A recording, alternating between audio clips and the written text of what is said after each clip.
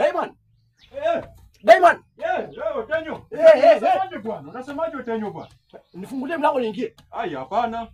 Si funguliangi wageni hivi bwana.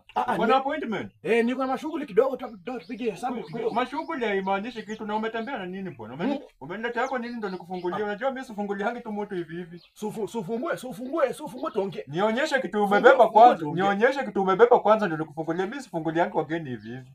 Diamond, mbona wewe ama unakaa kuelewa wazee? Upende kuelewa wazee kwa nini? Ai wewe utakuja hapa kuniharibia chakula bwana. Wewe utanimalizia chakula.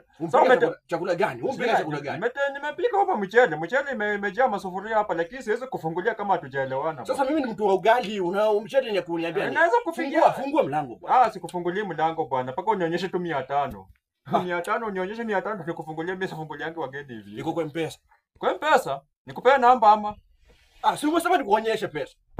Hata kwa M-Pesa unanitumia tu, mimi sina shida. Fungua mlango ndio alafu nikuja kutumia. Ama enda. Fungua mlango nikuja kutumia. Ama enda.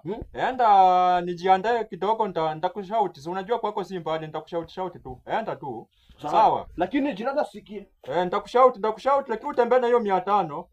Na nini shida nini unajikuna kwa nini bwana? Ama ukujipangusa? Iko sawa.